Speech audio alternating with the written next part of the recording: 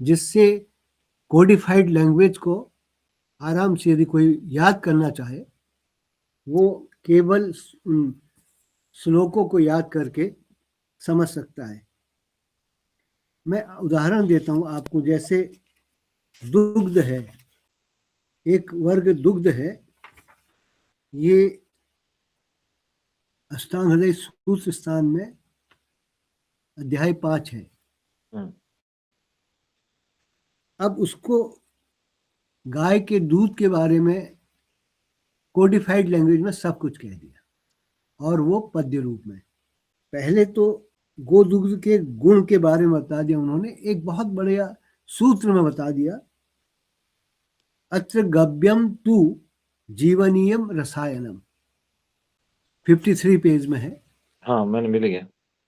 तो उसमें उस 53 पेज में सबसे नीचे लाइन गोदुग्ध के गुण लिखा है, अत्र गव्यम तु जीवनीयम रसायनम, ये एक सूत्र दे दिया है, पद्य है कि यहाँ पर जो है गाय के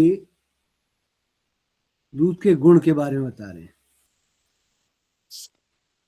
उसको जीवनीय कहा है और रसायन कहा है, रसायन के रूप में। जीवन और जीवनीय और रसायन दोनों बात कही। इसी चीज को चरक सुश्रुत में भी जीवनीय कहा है। अब ये एक सूत्र है जीवनीयम रसायनम। तो जीवनीय क्या है? ये कोडिफाइड लैंग्वेज है। रसायन क्या है? ये भी कोडिफाइड लैंग्वेज है। अब इसको डिकोड करना है कि इस जीवनीय शब्द का क्या अर्थ है। जीवनम आयुः, तस्मै हितम जीवनीयम, जीवनम आयुः तस्मै हितम जीवनीयम। और रसायन दूसरा यहाँ पर शब्द है, लाभोपायो ही सस्ता नाम रसादीनाम रसायनम, कि जो रस आदि कौन है? धातु है, सप्त धातु। रस, रक्त, मांस, मेद, अस्थि, मज्जा, शुक्र, ये सप्त धातु है जो शरीर को धारण करते हैं। इनके अलग अलग, तो इनमें जो इनके लाभ के उपाय जिसमें बताए हैं, अब यहाँ पर वो लोग इम्यूनिटी और उसको लेते हैं, लेकिन ये बहुत विस्तृत शब्द है रसायन का।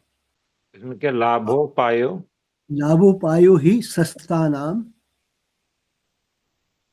रसादीनाम रसायनम, ही लाभोपाही सस्ता नाम, सस्ता नाम प्रशस्त से शस्त्र, और शस्तान, सस्ता नाम रस आदीनाम रसादीनाम रसायनम, सप्त धातु को जिसमें सप्त लाभ होता है। हाँ, उनको उसको प्रशस्त करता है। शस्त, प्रशस्त, प्रशस्त से अर्थ है कि यहाँ पर बड़ा ये लोगों ने इसको मिस इंटरप्रेट किया है। बड़ा रहस्य है इसमें कि ये वहाँ पर होने वाले व्याधियाँ और उसकी क्षमता को बढ़ाता है। क्षमता से तात्पर्य है कि रसादि धातुओं का पोषण करना। सीक्वेंस क्या है? रस से रक्त, रक्त से मांस, मांस से मेद, मेद से अस्थि, मज्जा, मज्जा के बाद शुक्र। और इन सप्त धातुओं का सार जो है वो ओज है। बिल्कुल सही। तो ओज जो है, ओज क्या है? प्रश्न उठते हैं। रस का निर्माण शरीर में वो प्रथम धातु का है।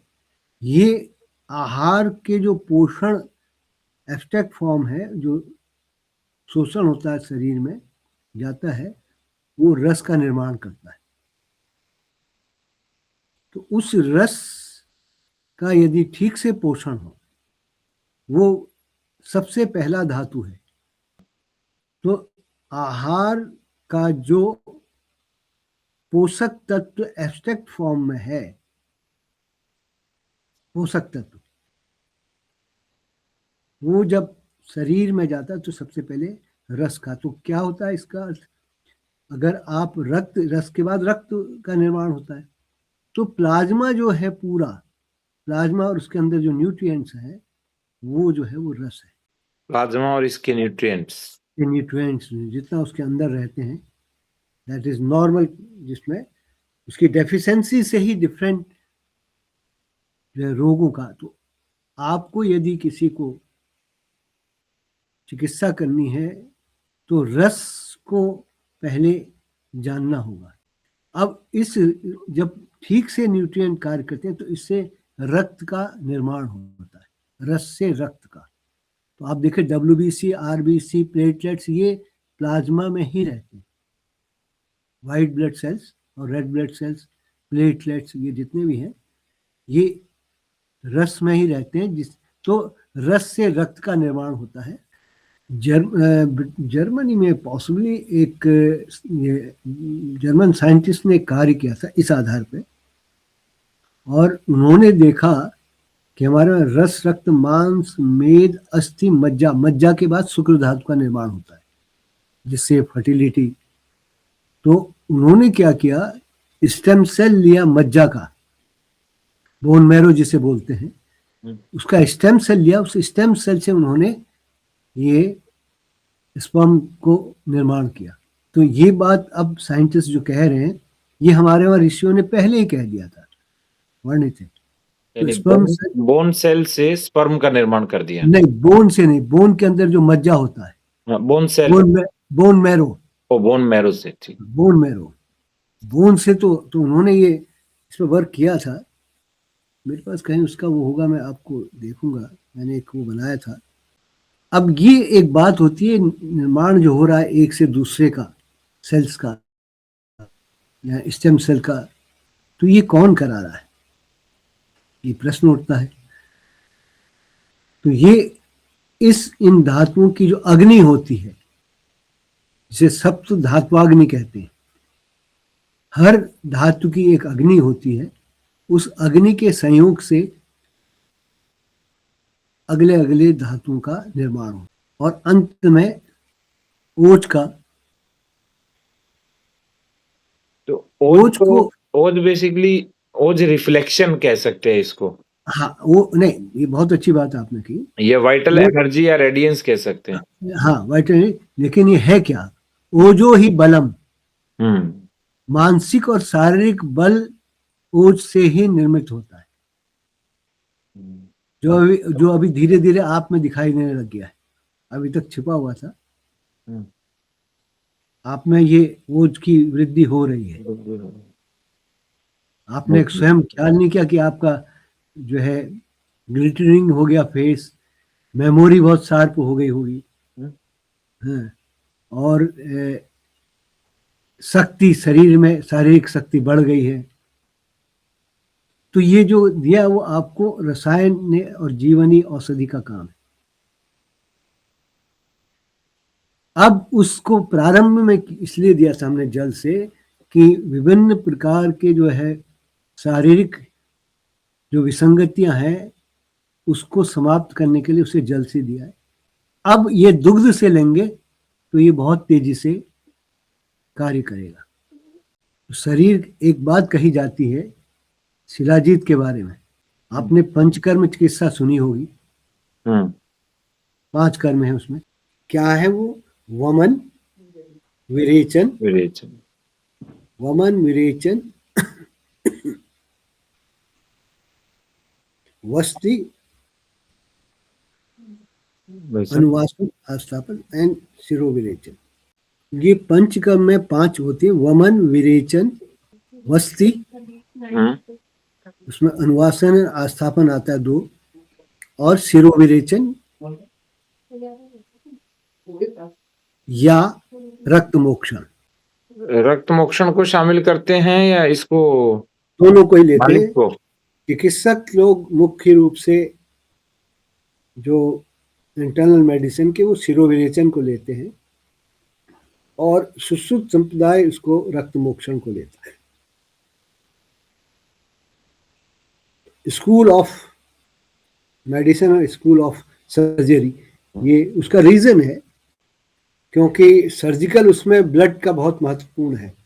सर्जिकल प्रोसीजर्स में रक्त अधिक बह जाए, रक्त की कमी हो जाए, रक्त में इम्प्योरिटीज आ जाए, तो इस सर्जिकल प्रोसीजर में इसके लिए उसको रक्त मोक्षण। तो इम्पोर्टेंस वमन विरेचन वमन विरेचन वस्ती। वस्ती के दो वो हैं भाग, अनुवासन एंड आस्थापन। ठीक है, उनको दो मान लिया फिर, अनुवाचन और आस्थापन को। हाँ, वो दो दो अलग अलग। और जो ऊपर वो करते हैं, मालिश करते हैं वो? हाँ, अब बहुत अच्छा प्रश्न पूछा आपने। वो है, वो लोगों ने उसको पंचकर्म कह दिया, पंचकर्म नहीं है। कहते ना चलो पंचकर्म करा देते हैं, और कराते क्या है, वहां जो ले जाते हैं तो क्या कराते हैं, स्नेहन स्वेदन। हाँ, स्नेहन और स्वेदन करा। स्नेहन में मालिश जिसको आप कहते हैं, और स्वेदन उसमें हॉट उसमें बैठा के पर्सपिरेशन करवाते हैं। तो स्नेहन स्वेदन ये पंचकर्म नहीं है, ये पूर्व कर्म है। पंचकर्म का पूर्व कर्म है। लेकिन आज ये मिसनोमर, आज इसी को जो है पंचकर्म की चिकित्सा पंचकर्म कराते हैं, कह देते हैं। पांच कर्म जो है वो बहुत कम इंस्टीट्यूशन में है। आजकल स्नेहन स्वेदन करा दिया, बोल दिया हाँ पंचकर्म हो गया। और पंचकर्म एक साथ होता भी नहीं है, ऋतु अनुसार होता है। नहीं, ऋतु अनुसार भी होता है, और नहीं कुछ कुछ चिकित्सा में होता है जो गूढ़ लिंग वाली, मतलब बहुत गहराई में रोग बैठ गया हो उसमें, बट रोग विशेष और ऋतु विशेष पर वो निर्भर करता है। जैसे वमन, वमन वसंत ऋतु में आवश्यक है, तब जो है कफ का प्रकोप होता है। और विरेचन जो है वो शरद ऋतु में, तब पित्त का प्रकोप होता है। और वस्त्र की चिकित्सा विशेष रूप से वर्षा ऋतु, जब वात का प्रकोप होता है। लेकिन इसको बहुत बड़े स्किल यानी एक्सपर्टीज चाहिए, जिसको है वही इसको, अदरवाइज आप गलत हाथ में फंस गए तो रोग की वृद्धि करेगा, चिकित्सा तो बाद में। इतनी बढ़िया हम तो देखते ही नहीं है अभी, वस्ती की इतनी बढ़िया है कि आप उसको दे करके उसके वजन को कम किया जा सकता है। ये आज मैं तो नहीं देख पाता हूँ कि कोई कर रहा है। आप जैसे भी जितने भी साउथ में भी पंचकर्म के सेंटर खुले, आप देखिए मुख्यतः स्नेहन स्वेदन ही कराते हैं, और उससे आराम मिलता है तो व्यक्ति सोचता हाँ पंचकर्म करवा दिया है। तो मैं वापस आता हूँ कि जीवनीय शब्द पर, कोडिफाइड लैंग्वेज यहाँ पर जीवनी है। अच्छा, जीवनी और रसायन ये जो है ये दो कर्म है। जीवनी और रसायन ये दो कर्म है, दो कर्म के अनुसार। तो अब जीवनी है क्या, जीवनम आयु, जीवनम आयु, तस्मै हितम जीवनीयम। जीवन क्या है, आयु है, और जो आयु के लिए हितकर है वो जीवनी है, यानी कि बेनिफिशियल टू दी लाइफ। आप देखिए, दुग्ध ऐसा द्रव्य है जो संपूर्ण आहार कहलाता है। आज के संदर्भ में उसको दूसरा, तो वो क्षीर कौन सा था, वो A2 वाला, ये A1 वाला नहीं है। दूध तो संपूर्ण आहार है ही, लेकिन उसको लोग समझ नहीं पाए। जैसे A1 A2 में अंतर क्या होता है? हाँ, बहुत अच्छा क्वेश्चन पूछा आपने। A1 जो है वो मॉन्ग्रियल है, वो क्रॉस ब्रीड है पिग से, जिसे जर्सी कहते हैं आज आप। तो आप समझ सकते हैं कि सुअर से क्रॉस है, तो जिसको वर्ण संकर कहते हैं हमारे वहां। तो वर्ण संकर के कितने कर कार्य हो सकते हैं, वो सब उससे है। तो अहितकर तो हो रहा है। इसीलिए भारत में जो है डायबिटीज इतनी तेजी से इसीलिए बढ़ी कि सब A1 का ही दुग्ध अधिक से अधिक पान किए। A1 वाली दूध ज्यादा देती है तो लालच में उसी को रखना। हाँ, वो उसको प्रोपोगेट कर दिया। यही, और इसने ही जो भारत में ऐसे कारक बन गया, ये एक माना जा रहा है। उसमें फिर आप कभी A2 A1 में आप नेट में जाइए तो आपको बहुत कुछ मिल जाएगा। A2 cows milk, A1 cows milk.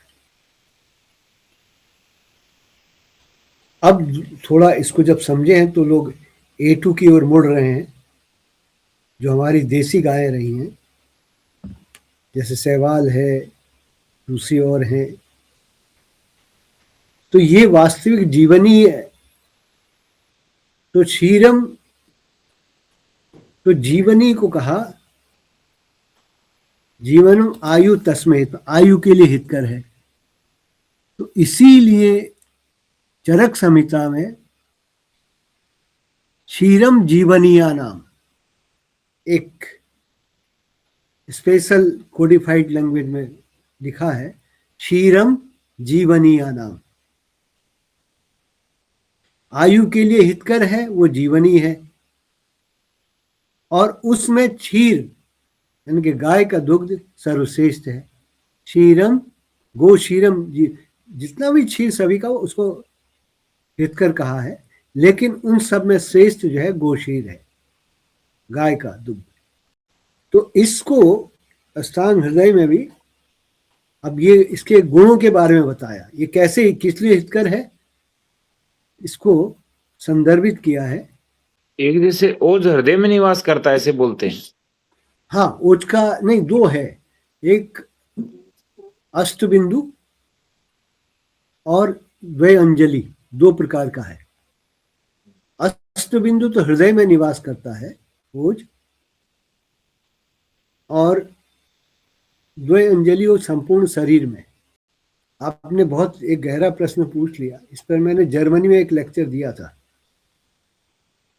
ये कि द्वय अंजलि, दो अंजलि, द्वय, दो हाथ की अंजलि बना, दो अंजलि, द्वय मीन्स दो।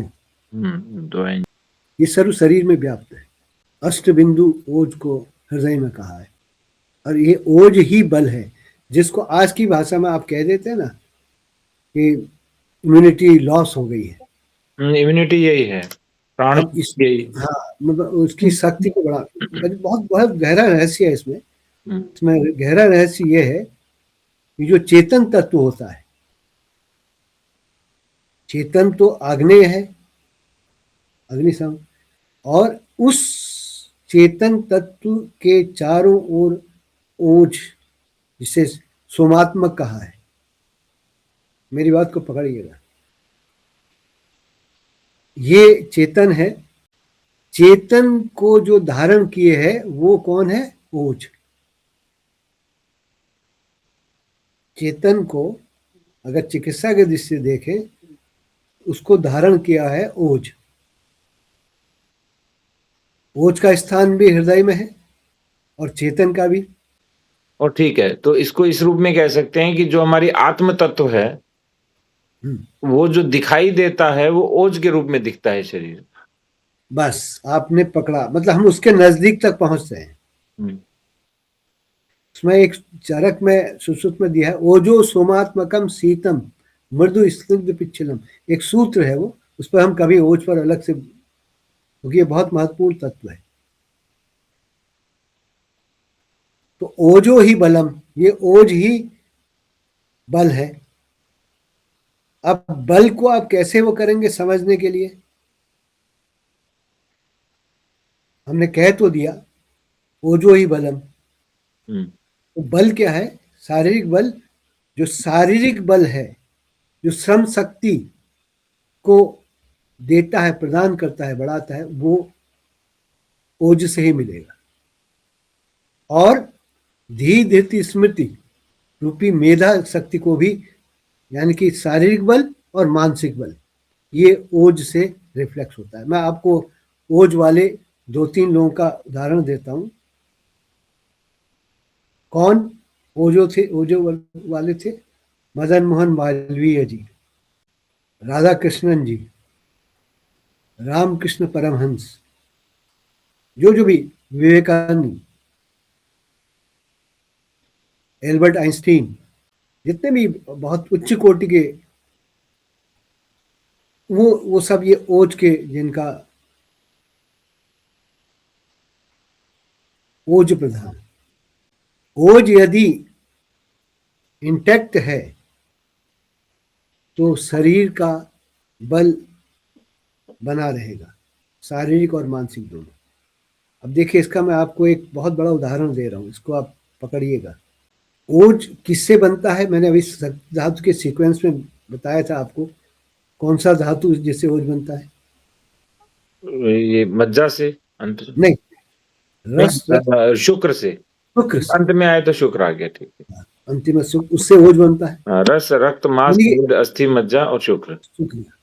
तो ये ओज जो है वो एसेंस है इन सप्त धातुओं का। बहुत बड़ा रहस्य है इसमें। इसका क्षय दो प्रकार से होता है। ओज का क्षय यानी कि डिक्रीज जो होता है, ये दो प्रकार से होता है। दो प्रकार से मतलब है अनुलोम और प्रतिलोम। अनुलोम क्षय और प्रतिलोम क्षय, यही सीक्वेंस धातुओं का भी है। प्रति उल्टा अनुलोम, तो यदि रस का क्षय है किसी के उसमें,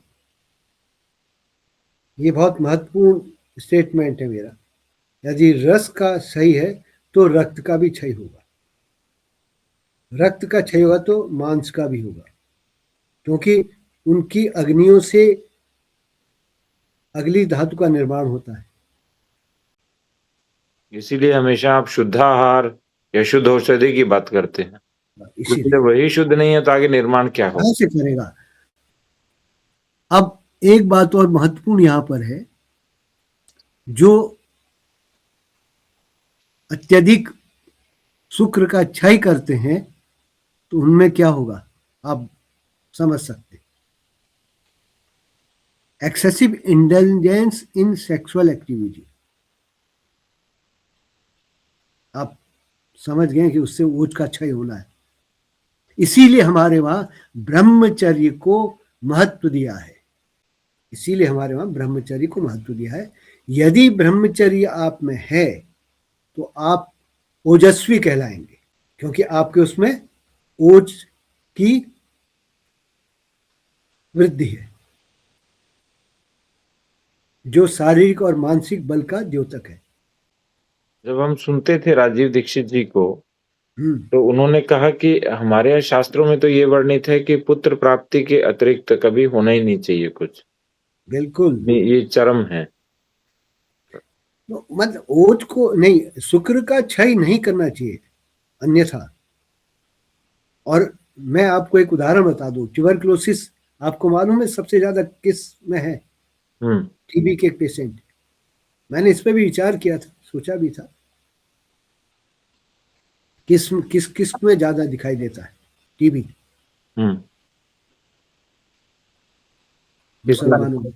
मुसलमानों में मैक्सिमम इंटेलिजेंस उसमें रहते हैं। इस पर मैंने एमआईटी यूनिवर्सिटी है ना, उसके वो मालिक है चौहान। एमआईटी के आपको मालूम ही होगा, चौहान जी हैं। आईसीएमआर की एक जोधपुर में मीटिंग थी, उसमें मेरा एक स्पीच था,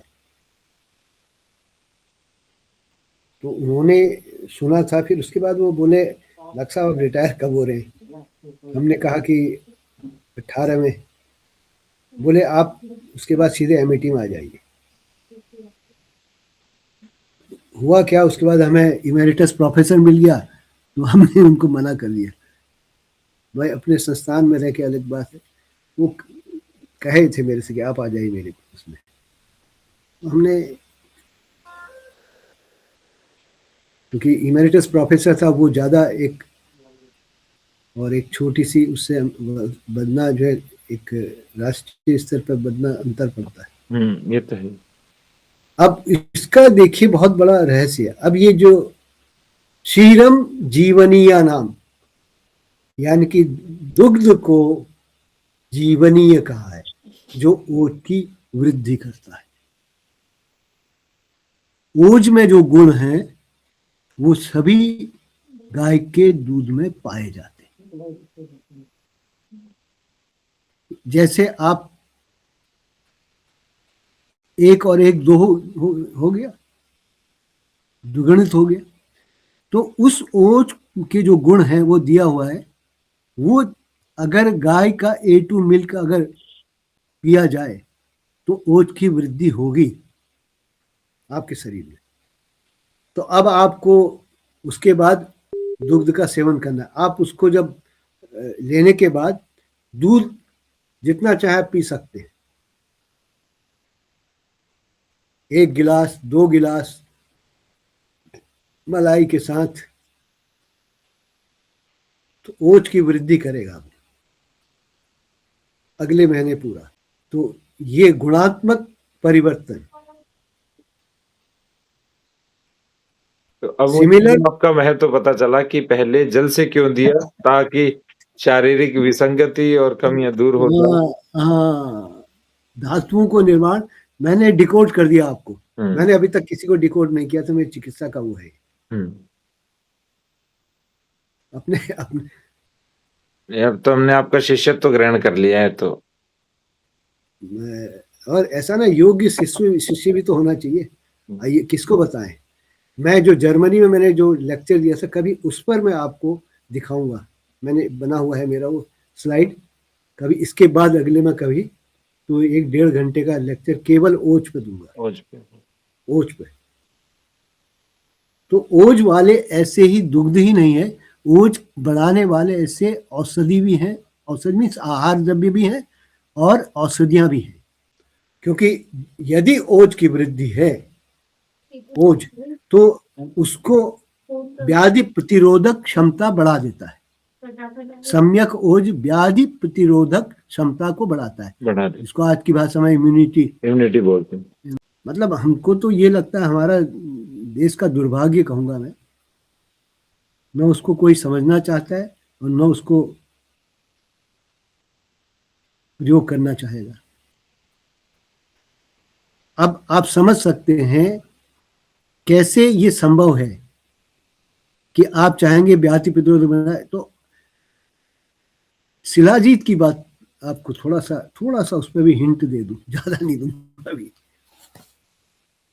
शिलाजत इति विख्यातम सर्व रोग विनाशनम, एक सूत्र आया है हमारे संहिताओं में। शिलाजत इति विख्यातम सर्व रोग विनाशनम। सर्व रोग विनाशन कौन? शिलाजीत। लेकिन उसका प्रयोग, निर्माण और उसको कैसे प्रयोग करना है, ये बहुत महत्वपूर्ण है। तो उसके निर्माण में पहली बात, क्योंकि वो तो आपको जब मिलेगा रॉ मिलेगा। अरे भाई धीरे बोल रहे। हेलो, रोग विनाशनम कहा है शिलाजीत को। और इसमें तो वो जो डिब्बे पे भी लिखा हुआ है बहुत अच्छे से सब चीजें। हाँ, जो मैंने उस दिन आपको बताया था, नैसोस्ति रोगो भूवि साध्य रूप है शिला हव्यम यन्न जयेत प्रसह्यः। There is no curable disease in the universe which is not effectively cured by shilajit. ये हम ही ने करवाया था। हाँ, बहुत ये लेकिन ये बात का है, ओरिजिनल जो है शिलाजत इति विख्यातम सर्व रोग विनाशनम। शिलाजीत ख्याति प्राप्त है इसके लिए सभी रोगों का। अब यहाँ पर अभी मैंने सभी रोगों से मैंने अभी क्लियर नहीं किया आपको, वहां तो केवल वो सूत्र लिखा है। तो सर्व रोग विनाशनम क्या है? रोग कहाँ से होते हैं? रोग शारीरिक होगा, मानसिक होगा और आगंतुक। 3 प्रकार से शरीर में व्याधियां जो हैं, 3 प्रकार से, फिजिकल, मेंटल और then acquired due to injury और अदर। ये सुश्रुत में बहुत अच्छा इसको दिया है। कभी इसको जब हम ओज का लेंगे तब आपको उसको बताएंगे।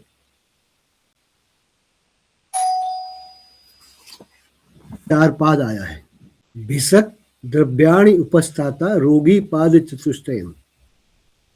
भिषक मीन्स फिजिशियन, द्रव्य मीन्स आहार और औषध द्रव्य, द्रव्य मीन्स सब्सटेंस, कैटेगरिकली दो ही में है, आहार और औसत। इसीलिए मैं आहार को बहुत महत्व देता हूँ कि अगर आपने औसत तो दे दी बट आहार उसने आपने ऐसा दे दिया जो उसके विपरीत है, कहाँ से लाभ करेगा? हो गई। और वही जो बेनिफिशियल डाइट है वही नॉन बेनिफिशियल हो जाएगी। वही बेनिफिशियल जो ड्रग है, औषधि है, वो नॉन बेनिफिशियल हो जाएगी। थोड़ा सा ही समझ में अगर आपने गलती चूक कर दी। उपस्थाता मीन्स अटेंडेंट, जो आपको आहार और केवल मेडिसिन नहीं, आहार औषधि को ज्ञान पूर्वक जो बताया है चिकित्सक ने, फिजिशियन ने, उसका वो प्रयोग करवाता हूँ, जो आपके केस में हो रहा है, नहीं तो रिजल्ट नहीं मिलता। अटेंडेंट बहुत महत्वपूर्ण है। बालक यदि है, यदि प्रॉपर अटेंडेंट नहीं हो, मदर जिसको धात्री कहते हैं, तो क्या होगा? बालक ठीक नहीं हो सकता। नहीं हो। उसकी अटेंडेंट माँ है। वृद्ध, वार्धक्य में फॉरगेटफुलनेस बहुत होती है। आप उठा के देखिए, मेडिसिन लेना भूल जाते टाइमली। भूख लगी है तो कोई वही नहीं, खाना नहीं मिल रहा है ठीक से। वहां भी जब तक सेवक या परिचारक उच्च कोटि का, मैं उच्च कोटि का कहता हूं उसको, न हो तो रोग का जो है समाप्त नहीं हो सकता। तो भिषक द्रव्याणि उपस्थाता रोगी पाच चतुष्टयम्। ऐसी तरह अब एक एक के गुण बताए उन्होंने कि चिकित्सक कैसा होना चाहिए, अटेंडेंट कैसा होना चाहिए, औषधि कैसी होनी चाहिए, आहार कैसा होना चाहिए, और रोगी कैसा होना चाहिए। अब रोगी अगर आर्गुमेंटेरियन है, सुन तो रहा है बट इतना आर्गू कर रहा है, अब क्या कर लेंगे? उसको नहीं आप कन्विंस कर सकते। ये बहुत कभी इन चारों का, ये इसको चिकित्सा के चार पाद कहते हैं। चिकित्सा के चार पाद हैं, भेषक द्रव्याणि उपस्थाता रोगी पाद चतुष्टयम्। इतना इंटरलिंक सब्जेक्ट है ये। हम कहाँ चले थे और आप देख रहे हैं हम कहाँ आ गए, बट इनका लिंक है कहीं ना कहीं। उसके बिना तो कर ही नहीं पाएंगे। मैं अब उस जीवनी कि जो दुग्ध को जीवनी क्यों कहा है, इसको डिकोड करूंगा। तो एक सबसे बड़ी बात है, इसको संपूर्ण आहार कहा। आप देखिए, जन्म से लेके मृत्यु पर्यंत दुग्ध को लेना ही चाहिए, क्योंकि जीवनी है। ईश्वर ने भी सर्वप्रथम क्षीर दिया है। बेबी पैदा होता है और सबसे पहले उसके स्तन से, माँ के उससे, और तभी निकलता है वो भी, उसके पहले नहीं निकलता है, डिलीवरी के पहले नहीं निकलता है। तो उन क्षीर में मात्र दुग्ध का भी वर्णन संहिताओं में किया है। जब जीव रसायन है और रसायन का तो प्रयोग जीवन भर करना चाहिए, तो आजकल जो 30, 40, 50 के बाद दूध छुड़वा देते हैं, गलत है। तो वो त्रुटिपूर्ण है। हालांकि कई विषयों में मुझे अच्छा लगता है छुड़वा देते हैं, क्योंकि वो बाहर का दूषित दूध तो न पिए कम से कम। हाँ, बस वो उसी को, लेकिन लेकिन दुग्ध की व्यवस्था करनी चाहिए। वो त्रुटिपूर्ण। A2 मिल्क करनी चाहिए। आपने बहुत अच्छा पकड़ा है भाई। ओज की वृद्धि चाहिए ना। अब देखो, उन्होंने अष्टांग हृदयकार ने, भागवत ने, इन्होंने जो है चरक और सुश्रुत को बेसिकली फॉलो किया है। अष्टांग संरचना इन्होंने फॉलो किया है। आपके पास अष्टांग हृदय है ना? हाँ, मेरे पास अष्टांग हृदय भी है, चरक भी है, सुश्रुत भी है। पर मैं आप 54 नंबर पेज खोलिए। ऊपर सबसे पहली लाइन पढ़िए, क्या लिखा है? क्षीर्ण हितम मेध्यम बल्यम स्तन्य स्तन्य करम सरम श्रम भ्रम मदा लक्ष्मी श्वास कासातित्र चक्षुद्धः जीर्ण ज्वरम मूत्र कृच्छम रक्तपित्तम च नाशयेत। अब देखिए इसमें उन्होंने उसके क्या उससे लाभ होगा।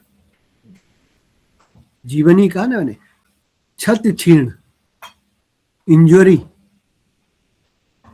या कहीं डिके सेल्यूलर लेवल पे होगा।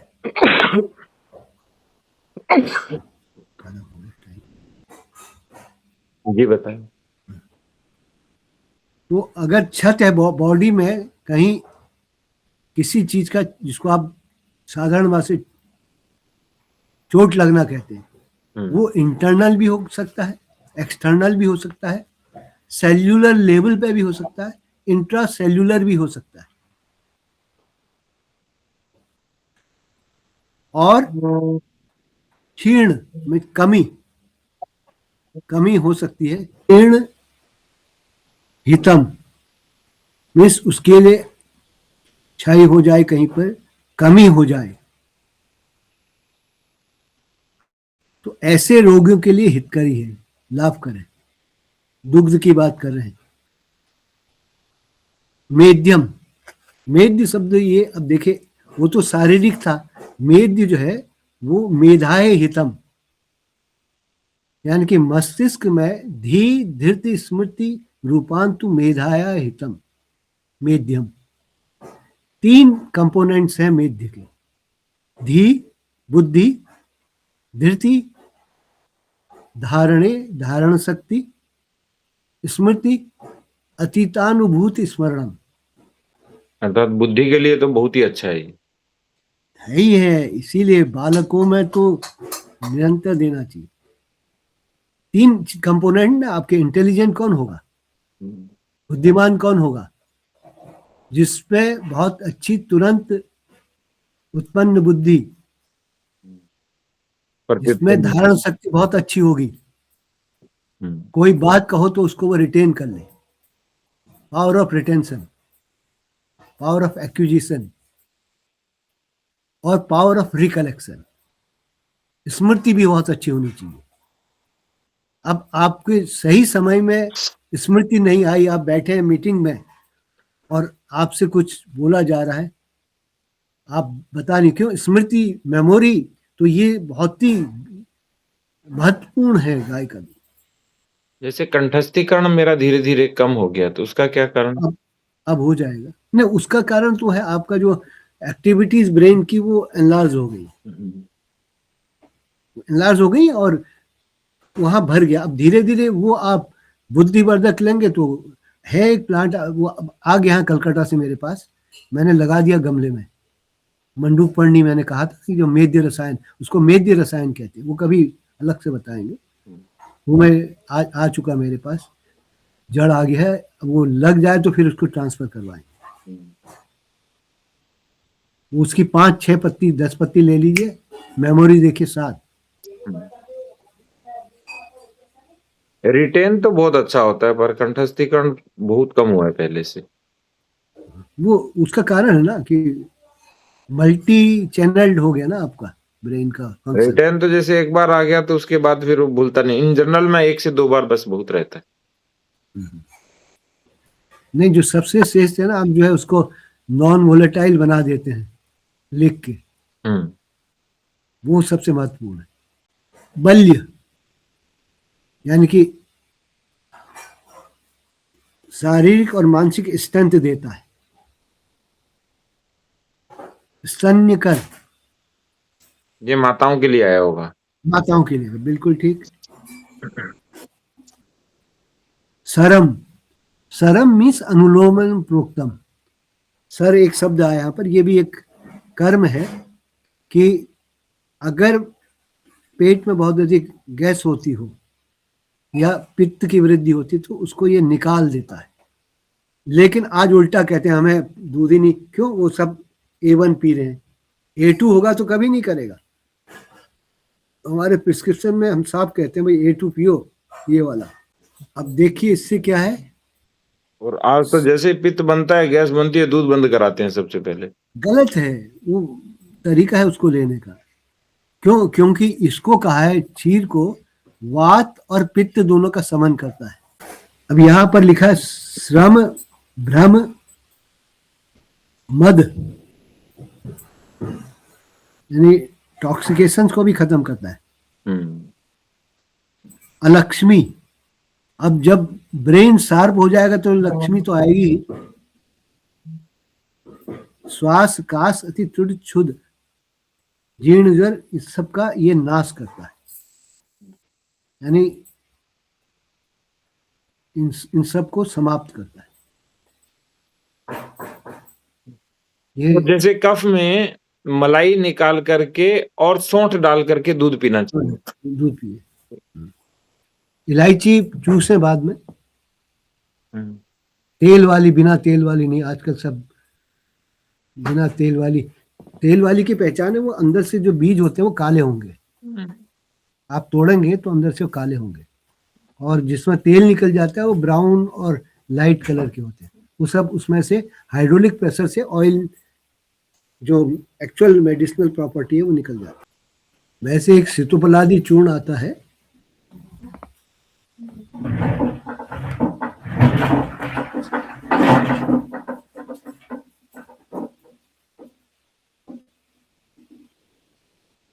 सितोपलादी लेना चाहिए कफ में।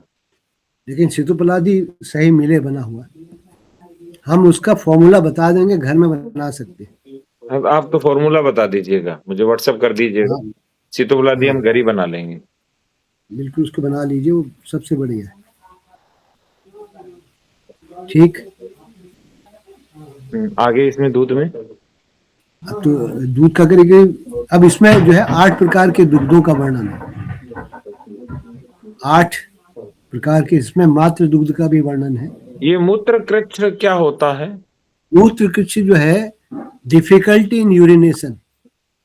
ओ ठीक है, आप इसमें से प्रश्न कर लीजिए अगर कोई। तो अब ये जो डिफिकल्टी इन यूरिनेशन है, ये चाहे मेल और फीमेल दोनों में ही होता है। इसमें भी दूध अच्छा रहता है। ठीक है, बाकी तो हो ही गया। जीर्ण ज्वर, जीर्ण ज्वर मीन्स क्रॉनिक फीवर, हाँ वो तो हो गया। उसमें देते हैं। रक्त पित्त सभी में ही है, बहुत बड़ी। रक्तपित्त जो है वो गैस्ट्रिक एसिडिटी, जो गैस्ट्राइटिस ऐसे उसमें वो सप्रेस करता है, लेकिन आज लोगों को समझ में नहीं है। एसिड गैस्ट्राइटिस जिसे बोलते हैं, रक्तपित्त। रक्तपित्त एक्चुअल में अगर उसे कहें तो रक्त इंटरनल हेमरेज रक्तपित्त एक्चुअल है। रक्तपित्त इंटरनल हेमरेज। इसका तात्पर्य तो ये हुआ कि जो हार्ट अटैक आता है तो उसमें दूध पीना ही चाहिए। हाँ, वहाँ वो चीज डिपेंड करती है कहाँ तक और कैसे है। और ये बात आप देखिए, इसमें सबसे बड़ा जो है ना, मेद्य कहा है, तो आदमी को धैर्य भी दिलाएगा ये, अगर आप इसको ले। लेकिन आज लोगों ने वो सभी वो कर दिया है। आप देखिए जितने भी उच्च कोटि के ऋषि, क्या है, उनके पास एक गाय थी, हिमालय में रह रहे हैं, कहीं भी रह रहे हैं, और मिल्क पी रहे हैं आराम से, कुछ नहीं। और क्या खाते थे? कोई पूरी पराठा रोटी थोड़े बनाते थे। एक गाय है उनके पास गौशाला में, यही पीते थे। और क्या ज्ञान, क्या विज्ञान उन्होंने समेटा है। दूध भी ज्यादा, थोड़े 1 गिलास पिया दिन भर आराम से। और कुछ औषधियां, वनस्पतियां वो जानते थे, उसको ऋतु के अनुसार ले लेते थे। यही इतना ही था। जितने भी आप देखिए, गौशाला किसी भी ऋषि के आश्रम में निश्चित होती थी। गौशाला एक गाय ज्यादा भी नहीं, एक गाय उन्होंने रखी, सब अपना ही कर रहे। आगे वक्तव्य दिया है, गाय के दूध और ओज के गुण के समान होने से गाय का दूध जीवनीय है। ये इसी से चरक में कहा है, तदेवं गुण में वोजह सामान्यादभिर वर्धयेत। प्रवरम हाँ जीवनियानाम क्षीरमुक्तम क्षीरम उत्तम रसायनम। रसायन, जीवनीय द्रव्य में प्रवर है, श्रेष्ठ है। हम्म, तभी ये गुण जो कहा है, जो गुण ओज के हैं वही गाय के दूध के हैं। यानी कि ये तो बहुत अद्भुत बताया गया है कि जीवनी शक्तियों में श्रेष्ठतम दूध है। अब मैं एक आपको कार्य दे ये रहा हूँ, क्षीर आप मुक्तम है क्या? क्षीरम उत्तम, ओ ठीक है, क्षीरम उक्तम। उषा जी हैं क्या? हाँ साथ ही है। हाँ तो आप लोगों को एक कार्य दे रहा हूँ, उसको मैं फिर वो करेक्शन करके इसको आप कहीं पब्लिश करवा लें। एक वो चल रहा है गाय के प्रति, तो ये एक मैसेज भी हम देना चाह रहे हैं। और नहीं तो एक छोटी सी इस पे बहुत मैटर है, वो हम खोज डालेंगे।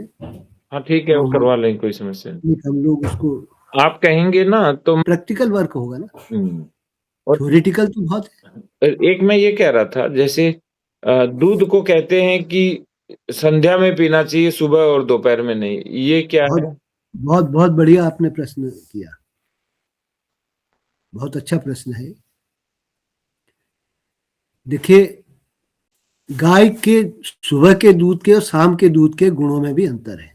सुबह दिन भर गाय चरने जाती है और ताजा आहार खाती है, कोई बासी नहीं खाती वो, और उसका जो है दूध भोजन लगाओ। औषधीय गुणों से युक्त होता है। तो सायंकाल शरीर में वात की वृद्धि होती है, प्रातः कफ की वृद्धि होती है, दोपहर में पित्त की होती है। की होती है, ठीक है। तो वात ही ऐसा वो है, कैटेलाइजर है, जो पित्त के साथ मिलकर उसकी पित्त के रोगों को बढ़ा देता है, कफ के साथ में कफ के रोगों को बढ़ा देता है। तो सायंकाल में वात की वृद्धि को यदि समन कोई करेगा, ये गाय के दुग्ध के गुणों से, इसलिए सायंकाल श्रेष्ठ है। और तो सुबह नहीं पिए फिर? सुबह नहीं, अगर आपको देखे अग्नि तेज है, भूख लग रही है, तो सर्वश्रेष्ठ है अग्नि की, उसमें वहां पर ओज की वृद्धि होगी।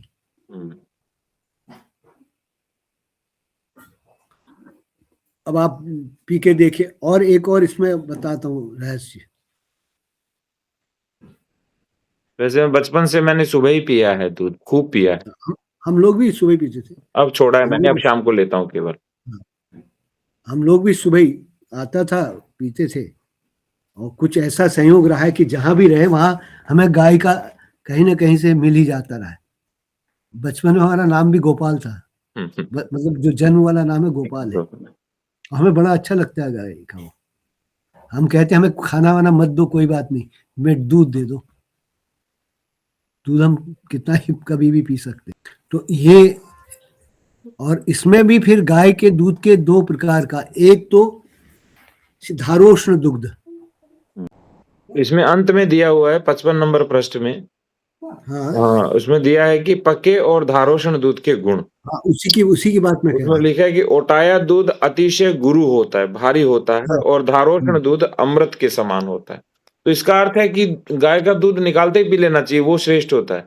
वो बल्कि जो बहुत से ऋषि लोग थे वो तो यूं सीधे ही मुंह में धार पीते थे। ओह, मुंह में धार तो सर्वश्रेष्ठ है। वो उसमें कहीं प्रदूषण आता ही नहीं।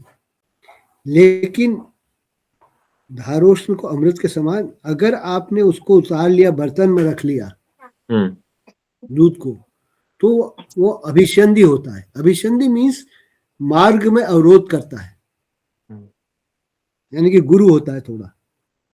और जो पका लिया जाता है दूध को, वो अनभिसंधि होता है, वो मार्ग अवरोध नहीं करता, वो लघु हो जाता है।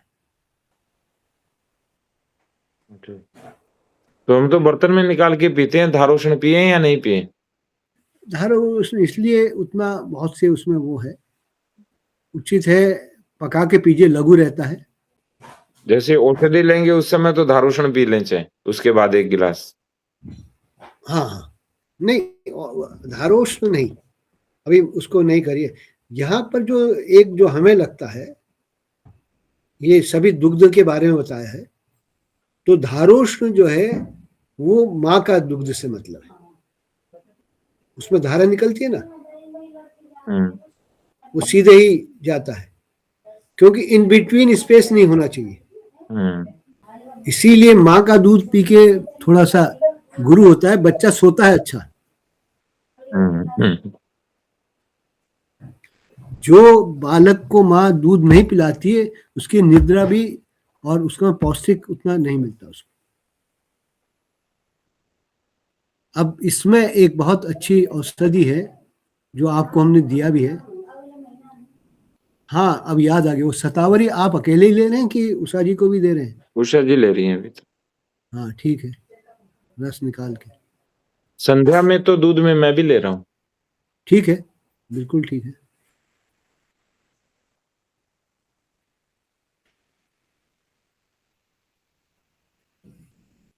जैसे भगवान शिव ने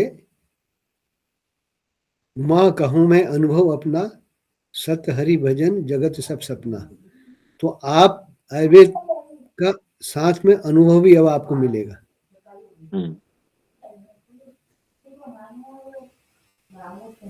तो आप लिखेंगे राजेन कहूँ मैं अनुभव अपना,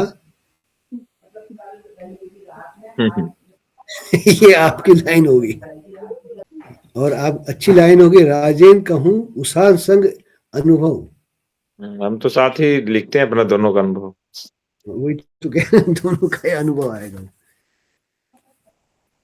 तो अष्ट प्रकार के दुग्धों का वर्णन आया है, जिसमें भैंस का है।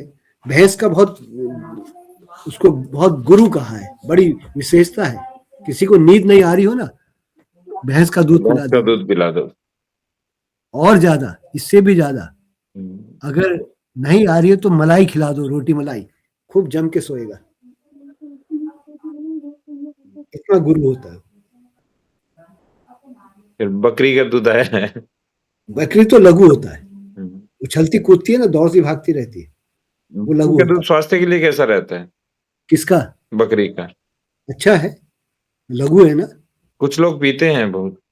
नहीं पीते क्या, जो जो जो मोटे होते हैं ना, उनके लिए बहुत अच्छा है, तो मोटे लोगों को पीना चाहिए। बिल्कुल पीना चाहिए। और ऊंटनी का दूध कहते हैं कि ऊँटनी का नमक होता है उसमें, तो नमकीन होता है वो नमकीन होता है। वो देखिए, वो प्रकृति ने बनाया है, वहां पर आपको नमक की कमी हो जाती है। कहाँ?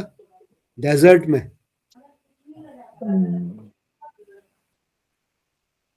डेजर्ट में नमक की कमी हो जाती है।